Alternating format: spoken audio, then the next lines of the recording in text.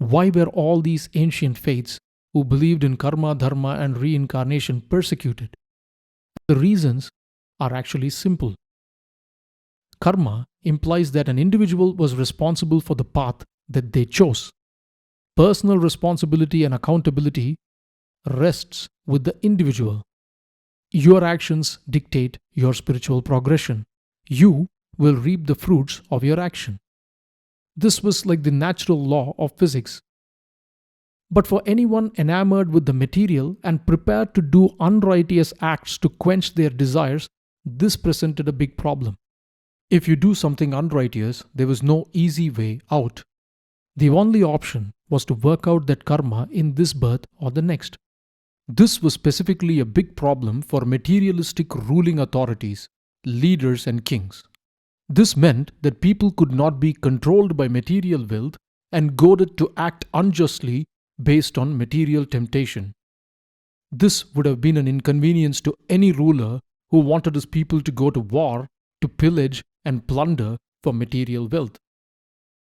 More importantly, the cycle of birth and death in itself proved to be a big problem in motivating the people to fight for material wealth and desires.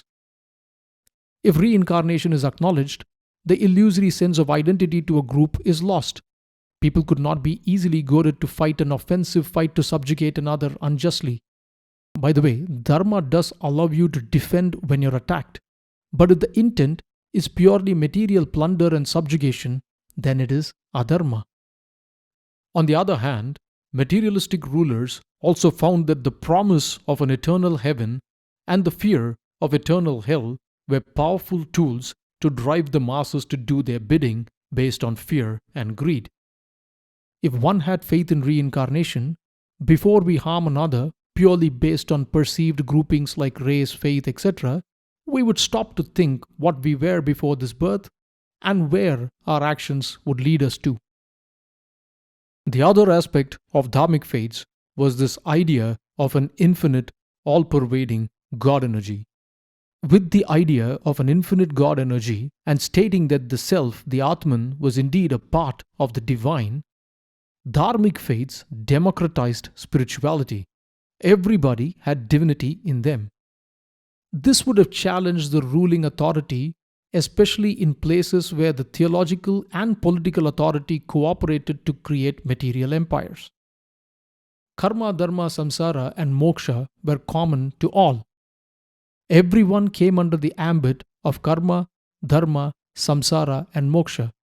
Theological or political leaders were not exempt either.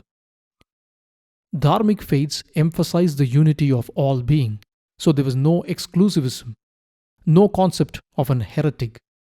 I would use the word tolerant here, but at least in my mind, tolerance seems to be a negative word that implies that you would allow the existence of something that you dislike.